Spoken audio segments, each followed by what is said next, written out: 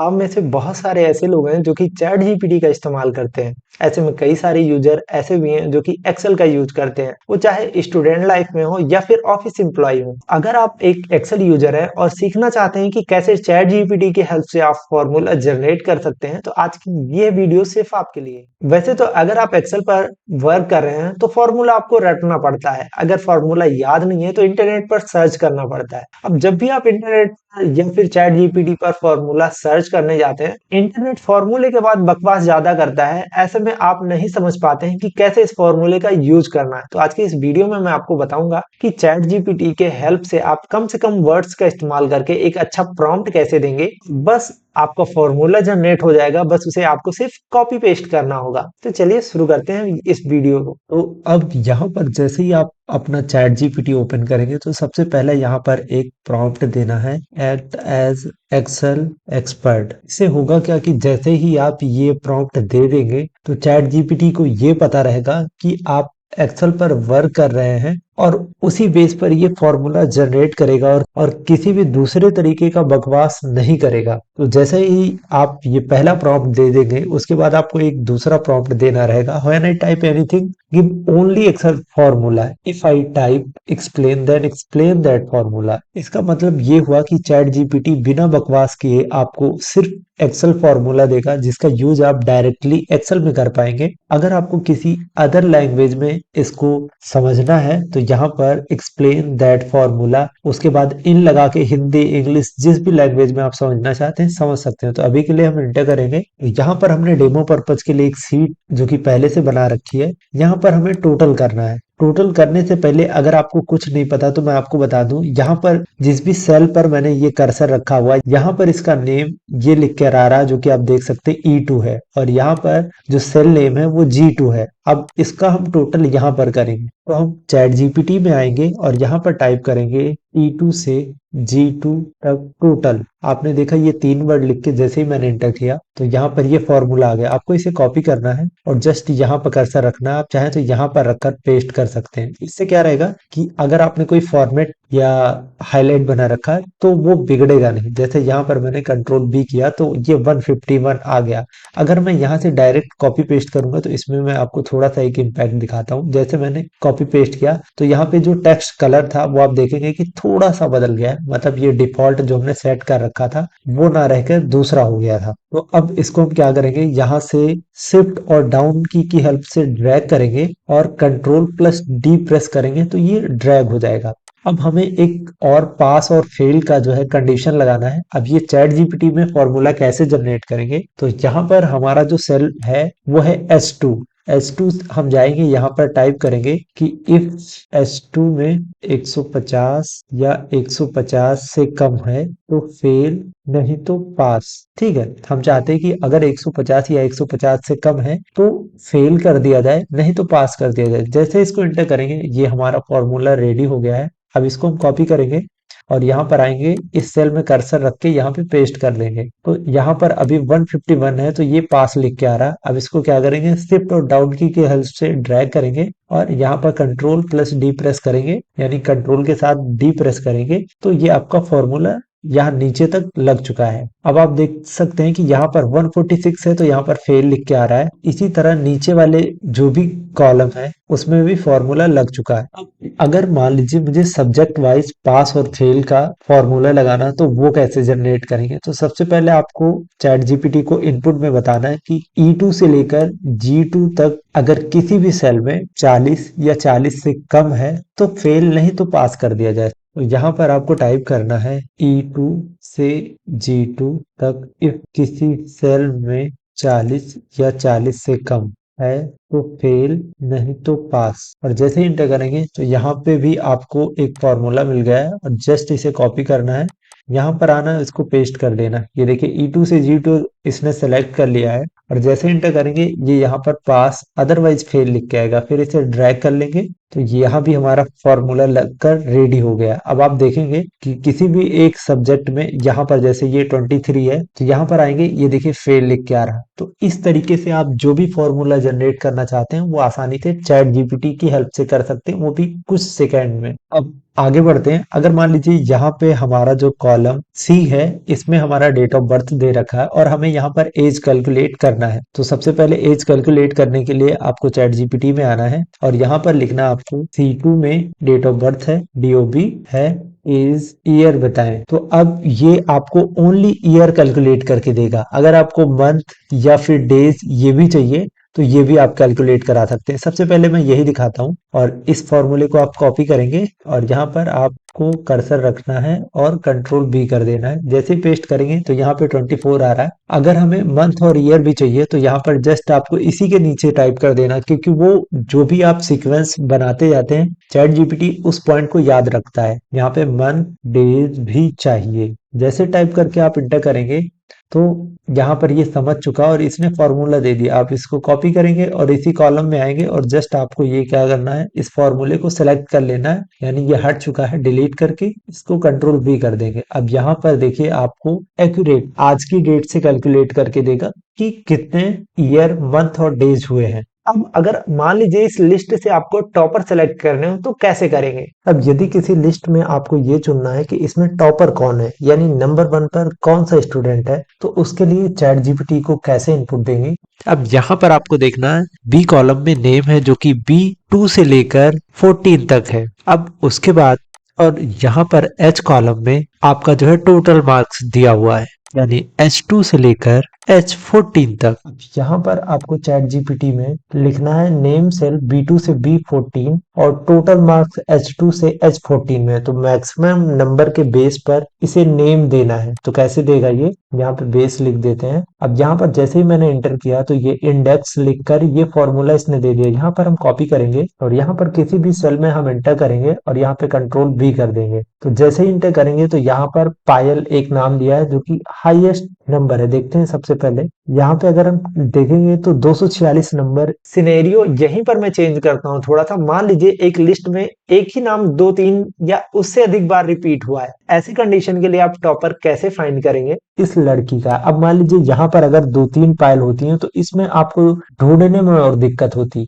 तो अब इसका मार्क्स और बाकी डिटेल्स कैसे निकालेंगे, ठीक है, इसको देखते हैं। अब यहाँ पर जस्ट क्योंकि ऊपर आपने इनपुट ऑलरेडी दे दिया है तो अब हम यहाँ पर दो चीजें फाइंड कर सकते हैं, एक तो रोल नंबर और दूसरा है कि डेट ऑफ बर्थ। ठीक है, तो अगर हमें रोल नंबर देखना है तो मार्क्स के बेस पे हमें रोल नंबर निकालना है जो कि A2 से लेकर और A14 के बीच है। अब यहाँ पर हो सकता है 2-3 पायल हो, तो ऐसे में आप कैसे डिसाइड करेंगे कि कौन से पायल जो है वो टॉपर है? तो इसको निकालने का भी एक और तरीका है। अब इनपुट तो आप ऑलरेडी दे चुके हैं, तो अब इसको आप कैसे फिल्टर करेंगे? फॉर्मूले की मदद से। तो यहाँ पर मैं एक नाम और ये लिख दे रहा हूँ। तो हमारा जो यहाँ पे रोल नंबर है, अब यहाँ पर हम लाएंगे इसी मैक्सिमम नंबर के बेस पर रोल नंबर। तो यहाँ पर हम लिखेंगे कि A2 से A14 तक रोल नंबर है, मैक्स नंबर के बेस पर रोल नंबर 2। अब जैसे ही यहाँ पर इंटर करेंगे तो अब ये मैक्सिमम नंबर के बेस पे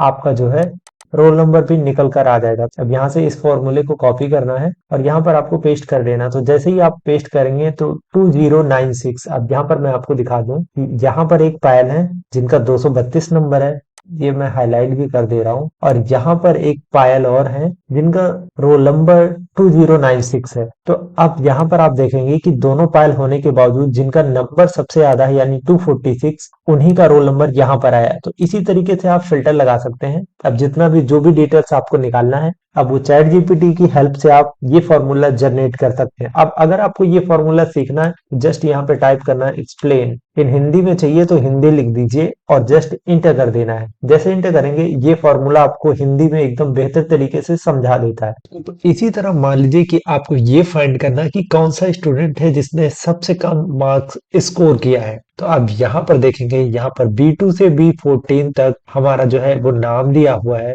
और उसके बाद हमारा H2 से H14 तक हमारा टोटल मार्क्स दिया हुआ। तो अब यहाँ पर आएंगे और यहाँ पर हमें टाइप कर देना है B2 से B14 में नेम है और H2 से H14 तक टोटल मार्क्स है। मिनिमम नंबर बताना है मिनिमम नंबर के बेस पर नेम बताओ। तो जैसे हम इंटर करेंगे, ये हमें एक फॉर्मूला दे दिया है मिनिमम का, इसको जस्ट कॉपी करेंगे और यहाँ पर आकर हमें इसे पेस्ट कर देना है। जैसे पेस्ट करेंगे, यहाँ पर इन्होंने 113 नंबर स्कोर किया है। अब इसी तरह मार्क्स चेक करने के लिए आपको चैट जीपीटी पे आना है और यहाँ पर टाइप करना है मिनिमम मार्क्स बताओ और इंटर कर देना है। जैसे ही आप इंटर करेंगे, ये फॉर्मूला आपको मिल जाएगा। अब यहाँ पर आपको क्या करना, वो फॉर्मूला पेस्ट कर देना है। तो आपने देखा कि यहाँ पर जो नाम है उसी के अकॉर्डिंग ये जो टोटल मार्क्स है वो आ रहा है।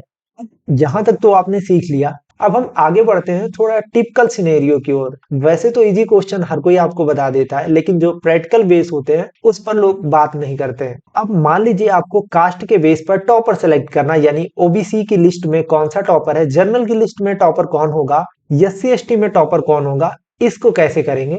इसमें आपको तीन तरह से इनपुट देना होगा। सबसे पहले आपको ये शॉर्ट लिस्ट करना होगा कि इसमें जो कास्ट है वो कितने हैं टोटल, यानी अगर जनरल 10 बार रिपीट हो रहा तो वो एक ही कास्ट हुआ ना, इसमें टॉपर कौन होगा। फिर उसके बाद आप देखेंगे कि कास्ट और मैक्सिमम नंबर के बेस पे टॉपर कौन आ रहा है, उसका नेम आपको फाइंड करना होगा। देन मैक्सिमम वैल्यू आपको फाइंड कर लेनी होगी। तो इन तीन स्टेप को मैं करके दिखाता हूँ। तो यहाँ पर हम तीन स्टेप में इस फॉर्मूले को जनरेट करेंगे। D2 से D2 से D15 तक कास्ट है, यूनिक कास्ट बताएं। और जैसे हम इसको इंटर करेंगे तो हमें ये यूनिक का फॉर्मूला दे देगा और जस्ट हमें ये कॉपी करके पेस्ट कर देना है। तो जैसे हमने इंटर किया तो यहाँ पर ये हमारा जनरल, एससी एसटी और ओबीसी यानी चार कास्ट टोटल है। अब यहाँ पर जीरो क्यों आ रहा है उसका रीजन मैं आपको बताता हूँ। क्योंकि हमने सेलेक्ट किया है D2 से D15 तक और यहाँ पर हमारा जो डेटा है वो है D14, यानी यहीं तक है। तो यहाँ पर हम अगर एक नंबर हटा दें, यानी यहाँ पे 15 की जगह अगर हम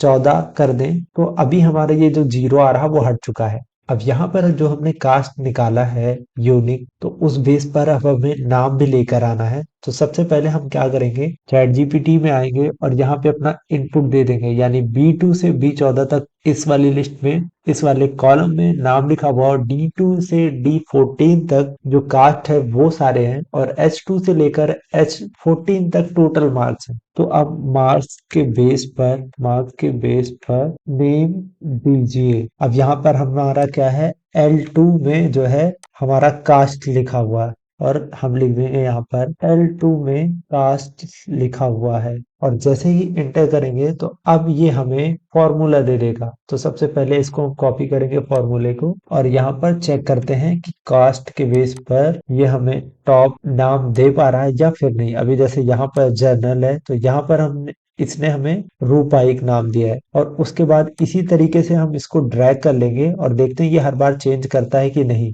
तो ये जर्नल में हाईएस्ट रूपा है और उसके बाद एससी में ये, एसटी में ये और ओबीसी में ये। अब हमें टोटल मार्क्स के लिए फॉर्मूला चाहिए, तो अब कास्ट बेस पर ही टोटल मार्क्स निकालो, ये मैंने लिखा और जस्ट मैंने इसे इंटर कर दिया। तो यहाँ पर अभी ये फॉर्मूला आ गया है।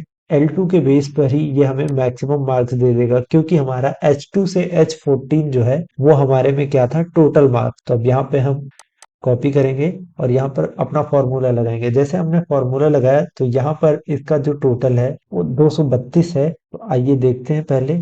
अगर हम जर्नल की बात करें, यहाँ चूंकि मैंने फिल्टर लगा रखा आपको समझाने के लिए, तो जस्ट मैं जर्नल पे क्लिक करता हूँ और यहाँ पर मैं देखता हूँ कि सबसे हाईएस्ट मार्क किसके हैं। तो यहाँ पर आप देखेंगे 232 रूपा। अब यहाँ पर भी आप आएंगे तो यहाँ पर भी आप देख सकते हैं कि ये जो फॉर्मूला कैटेगराइज किया है इसने वो एकदम एक्यूरेट और करेक्ट है। अब इसी तरह मान लीजिए हमें ये जो कॉलम बी है इसमें हमें फर्स्ट नेम और सेकंड नेम एक साथ दिया हुआ, हमें चाहिए कि फर्स्ट नेम और लास्ट नेम अलग अलग हो जाएं। तो इसके लिए फॉर्मूला कैसे देंगे, तो यहाँ पर आप सेल नेम याद कर लीजिए, B4 है। आप चलते हैं चैट जीपीटी में, यहाँ पर लिखेंगे B4 में नेम है, मुझे फर्स्ट नेम चाहिए। अब जैसे ही मैंने एंटर किया तो अब इसमें कितने नेम है इससे हमें मतलब नहीं है, हमें तो बस फर्स्ट नेम चाहिए। तो यहाँ पर हम जैसे ही इंटर करेंगे, ये देखिए यहाँ से फर्स्ट नेम आ रहा है।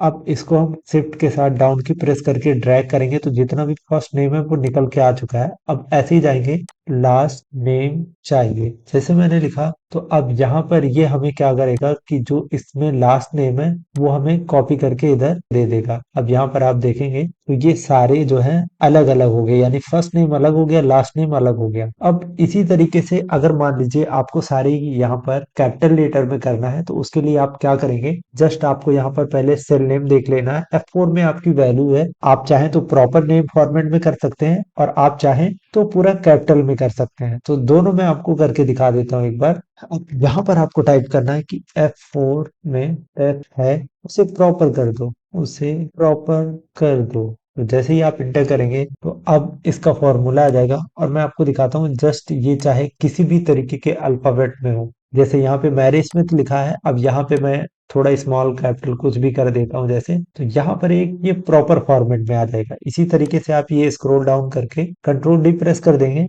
तो ये सारा प्रॉपर फॉर्मेट में आ गया। अब अगर आप चाहते हैं कि ये कैपिटल लेटर में आ जाए तो यहाँ पर आपको लिख देना है मुझे कैपिटल लेटर में करना है। जैसे आप इसे एंटर करेंगे तो यहाँ पर ये अपर का फॉर्मूला दे देगा और यहाँ पर आप जैसे ये फॉर्मूला पेस्ट करेंगे तो ये सारे जो टेक्स्ट हैं कैपिटल लेटर में हो जाएंगे। कंट्रोल डी आपको कर देना है।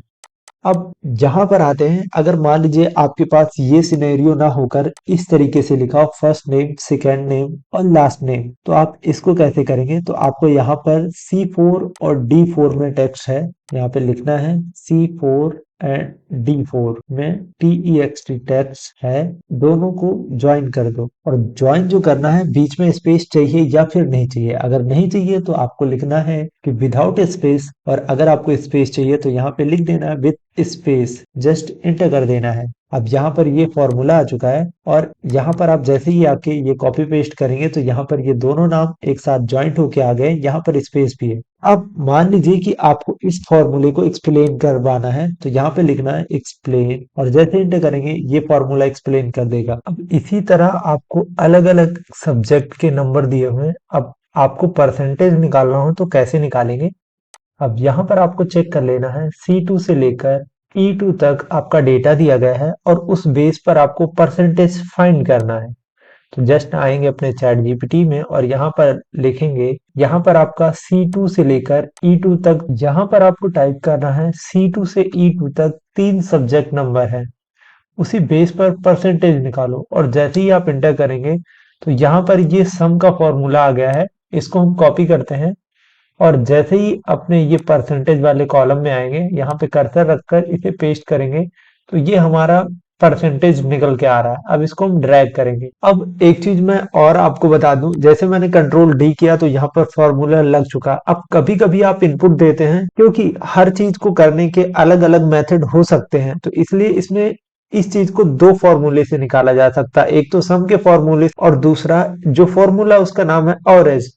तो अगर आपका फॉर्मूला एवरेज का आ रहा है तो आपको बिल्कुल भी घबराने की जरूरत नहीं है, आप उसका भी इस्तेमाल करेंगे तो रिजल्ट आपको सेम आएगा। जैसे मैं एक बार करके दिखाता हूँ, इज इक्वल टू एवरेज और मैंने जस्ट इंटर किया और इन तीनों को सिलेक्ट करके जैसे मैं इंटर करता हूं तो आप देखेंगे इन दोनों में पॉइंट्स का भी डिफरेंस नहीं आएगा। इसी तरीके से अगर मान लीजिए आपके पास एक एक्सपेंसेस की लिस्ट है और दूसरी इनकम की लिस्ट है, तो आप कैसे चेक करेंगे कि हमारे पास एक्सपेंसेस को घटाने के बाद जो सेविंग बची वो कितनी बची। तो सबसे पहले देखेंगे यहाँ पर जो हमारा इनपुट है यानी सेल B3 से लेकर और B11 तक, तो हम यहाँ पर लिखेंगे B3 से B11 तक टोटल, यानी हम जितना हमारे खर्चे हैं वो हम ऐड कर लेंगे और उसके बाद जैसे हमें ये फॉर्मूला मिल जाएगा इसको हम कॉपी करेंगे और यहाँ पर हमें पेस्ट कर देना है। जैसे हम इसे पेस्ट करेंगे तो ये हमारा आ चुका है टोटल 10,300। अब इसको आप यहाँ से यहाँ तक सेलेक्ट करेंगे तो यहाँ पर भी आपको पता चल जाएगा कि ये जो टोटल अमाउंट है 10,300 है। अब उसके बाद सेम इसको भी ऐसे आप फॉर्मूला निकाल सकते हैं कि आपका जो है B14 से लेकर B16 तक, तो यहाँ पर आप लिखेंगे B14 से लेकर B14 से B16 तक टोटल। जैसे इंटर करेंगे आपको यहाँ पे भी फॉर्मूला मिल जाएगा। अब इसे भी जैसे आप यहाँ पर पेस्ट करेंगे, मेरा फॉर्मूला कॉपी नहीं हुआ,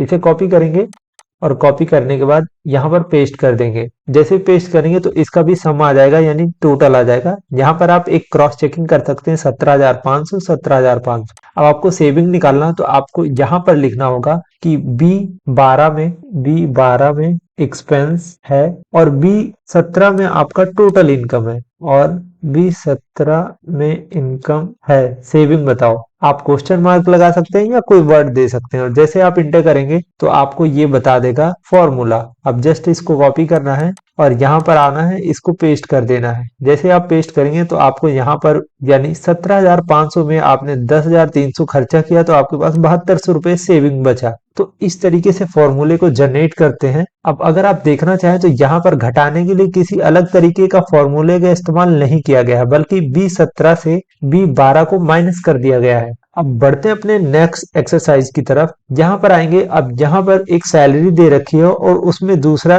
टैक्स रेट दे रखा, उस बेस पे हमें आउटपुट टैक्स निकालना है, यानी टोटल टैक्स कितना बना। तो ये कैसे निकालेंगे, यहाँ पर सबसे पहले आपको कर्सर रखना है। तो D3 में आपकी सैलरी है और उसके बाद टैक्स रेट है C3 में, तो हम लिखेंगे B3 में सैलरी एंड C3 में टैक्स, आउटपुट टैक्स बताओ। और जैसे ही इंटर करेंगे आप तो आपको यहाँ पे भी फॉर्मूला मिल जाएगा। B3 माइनस C3 इसने दिया जो कि फॉर्मूला गलत है। क्यों? क्योंकि यहाँ पर हमने एक मिसिंग कर दी है। मैं आपको दोबारा से करके एक बार बताता हूँ। मैंने यहाँ पर लिखा B3 में सैलरी एंड C3 में टैक्स, आउटपुट टैक्स बताओ, तो इसने सीधे सीधे माइनस कर दिया, जबकि हमें लिखना है C3 में टैक्स रेट है। अब अगर आप रेट लिखेंगे तो उसको पता चल जाएगा कि आप एक्चुअल में क्या फाइंड करना चाह रहे हैं, क्योंकि रेट लिखना बहुत जरूरी है। अब अगर में ऐसे में आप मिसिंग वर्ड कर देंगे तो आपको आउटपुट यानी फॉर्मूला भी गलत मिलेगा। तो जस्ट इसको दोबारा से एडिट कर दिया मैंने। जैसे मैं एंटर करूंगा तो यहाँ पर आ चुका है मेरा फॉर्मूला। जस्ट इसको कॉपी करना है और यहाँ पर आएंगे और इसको हम हटा के पेस्ट कर देंगे। जैसे हम पेस्ट करेंगे तो यहाँ पर हमें फॉर्मूले से हमारा आउटपुट टैक्स निकल के आ रहा है। यहाँ पे 9,78,489 है, जिसपे 97,848 आउटपुट टैक्स निकल के आया है। अब इसी तरह हम ड्रैग कर देंगे तो ये हमारा सभी कॉलम में फॉर्मूला लग जाएगा। अब बढ़ते हैं अपने नेक्स्ट एक्सरसाइज की तरफ। इसमें थोड़ा सा डिफरेंट सिनेरियो मैंने दे रखा है। यहाँ पर आपको दे रखा है सैलरी और आपको सिर्फ एक जगह यानी यहाँ पर टैक्स रेट दे रखा, उस बेस पर आपको कैलकुलेशन करना है। तो अब यहाँ पर आपको लिखना है कि B3 से लेकर और B14 तक आपकी जो है सैलरी है। B3 से B14 तक सैलरी है। अब आपको टैक्स रेट यहाँ पे सेल C16 में है, C16 में है, आउटपुट टैक्स निकालो। जैसे ही आप इंटर करेंगे तो यहाँ पर ये आ चुका है फॉर्मूला लग के। अब मैं इस फॉर्मूले को थोड़ा सा एक्सप्लेन करवाता हूँ जिससे कि आपको भी समझने में आसानी हो। एक्सप्लेन इन हिंदी, आप चाहें तो नहीं भी लिखेंगे तो भी ये हिंदी में समझाएगा, क्योंकि इसमें मैंने जो प्रॉम्प्ट डाल रखे हैं वो मैक्सिमम हिंदी के ही प्रॉम्प्ट डालता हूं, तो इस वजह से ये मुझे हिंदी में समझाएगा। आप किसी अदर लैंग्वेज में भी समझना चाहें तो इसे समझ सकते हैं। जस्ट आपको समझने के लिए यहाँ पर इसने एक्सप्लेनेशन दिया है कि टैक्स रेट वाला सेल एब्सोल्यूट रेफरेंस है। यहाँ पर मैंने लिख भी रखा है, अगर आप समझना चाहें तो ये समझ सकते हैं। और फिर सभी फॉर्मूले के साथ अटैच हो जाता है। हम इस फॉर्मूले को कॉपी करेंगे और पेस्ट करके देखते हैं सभी में जो वैल्यू आनी चाहिए वो सही आ रही या फिर नहीं। जस्ट मैंने इंटर किया और यहाँ पर इंटर करते ही यहाँ पर ये हमारी सारी वैल्यू आ चुकी है। अब यहाँ पर आप कर्सर रखेंगे एक बार तो आपको पता चलेगा कि हर कर्सर में सेम टैक्स रेट ले रहा है। इस तरीके से आप अपने एक्सेल की लर्निंग को 10x कर सकते हैं और किसी भी तरीके का टिपिकल क्वेश्चन भी सॉल्व कर सकते हैं। बढ़ते हैं अपने नेक्स्ट एक्सरसाइज की तरफ। यहाँ पर आप देखेंगे आपको एक स्टॉक लिस्ट दी हुई है और एक इंक्वायरी सिस्टम दिया है। मैं चाहता हूं कि यहाँ पर जो मेरा कोड है जैसे ही मैं एंटर करूं यहाँ पर आइटम, प्राइस और स्टॉक जो है वो लिख कर आ जाए। तो अब इसको बनाने के लिए हमें लगाना होगा VLOOKUP। अब ऐसे में आपको नहीं पता कि VLOOKUP क्या होता है। अब हम चैट जीपीटी की हेल्प से कैसे इनपुट देंगे और इससे आउटपुट लेंगे मैं आपको दिखाता हूं करके। तो यहाँ पर जो हमारा टेबल है वो शुरू होता है A3 से लेकर D12। तो यहाँ पर हम लिखेंगे A3 से D12 तक मेरा टेबल है, ठीक है।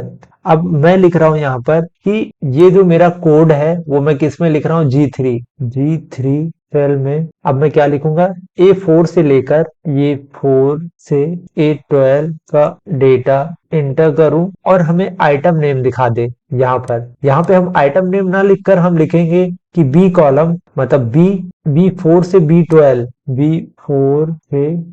12 तक डेटा मैच करे और शो करे। जैसे मैंने अपना ये प्रॉम्प्ट बनाया और यहाँ पर एंटर कर दिया। जैसे मैं एंटर करूंगा तो यहाँ पर ये इंडेक्स मैच सिस्टम लग गया। मैं एक बार इसको कॉपी करता हूँ और यहाँ पर पेस्ट करके देखता हूँ क्या ये एक्यूरेसी आ रही है या फिर नहीं आ रही है। तो जस्ट जैसे मैंने एंटर किया, अब यहाँ पर आप देखेंगे कि ये 18 पर ये जो है बुक केस है। अब यहाँ पर आप VLOOKUP से भी ला सकते हैं और दूसरा है इंडेक्स सिस्टम से भी ला सकते हैं। तो जैसा कि मैंने अभी पिछली बार आपको बताया था कि एक ही चीज को करने के कई तरीके होते हैं। अब ये जिस तरीके से समझ पाता है उस तरीके से आपको रिस्पॉन्स करता है। आप चाहें तो क्रॉस चेकिंग भी कर सकते हैं, VLOOKUP से भी ये चीजें आ सकती हैं और इंडेक्स मैच से भी ये चीजें आ सकती है। अब अगर मान लीजिए हमें यही प्राइस चेक करना है, अब इसको पहले आप एक्सप्लेन करवा लीजिए जिससे आपको समझने में आसानी होगी। तो इसी तरह आप एक एक करके ये सारे फॉर्मूले बनाकर लगा सकते हैं। अब चलते हैं अपने नेक्स्ट एक्सरसाइज की तरफ।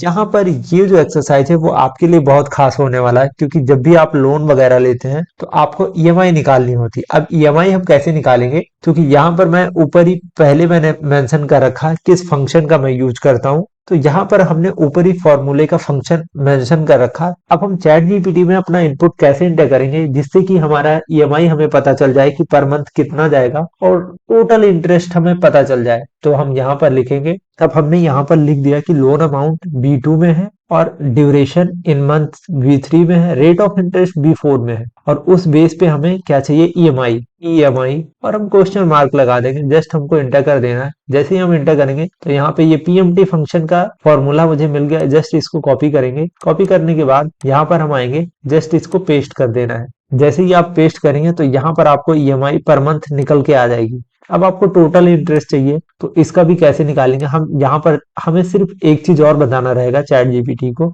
B7 में, क्योंकि हमने वहां पे अभी फॉर्मूला लगाया, B7 में EMI है टोटल INTT, मैंने लिख दिया इंटरेस्ट। जस्ट मैंने एंटर किया। जैसे मैंने लिखा तो यहाँ पर ये कैलकुलेट करके दे दिया। जस्ट इसको कॉपी करेंगे और यहाँ पर आएंगे और इसे हम पेस्ट कर देंगे। जैसे हम पेस्ट करेंगे तो यहाँ पर हमारा जो ड्यूरेशन है उस बेस पे हमारा इंटरेस्ट निकल के आ चुका है। तो यहाँ पर जैसे हमने 240 मंथ कर रखे, जैसे ही मैं 12 मंथ करूंगा ये देखिए अपने आप दोनों चीजें घट के आ जाएंगी। तो अब हम बढ़ते हैं अपने नेक्स्ट एक्सरसाइज की तरफ। यहाँ पर हमारा जो सेल दे रखा है, GST और नेट सेल निकालना है। तो GST जैसा कि मैंने अभी आपको पिछले बार बताया था कि किस तरह से निकलेगा, यहाँ पर एक फंक्शन दे रखा है, यहाँ पर GST रेट दे रखा, तो उस बेस पर हम यहाँ पर GST रेट निकालेंगे और इसको टोटल कर देंगे तो ये आ जाएगा। अब इसी तरह हम यहाँ पर टोटल निकाल लेंगे। अब हमें ऑरेंज सेल निकालना है तो वो कैसे निकालेंगे, तो अब यहाँ पर हमें इनपुट दे देना है C3 से C17 तक हमारा डेटा है। तो यहाँ पर लिखेंगे C3 से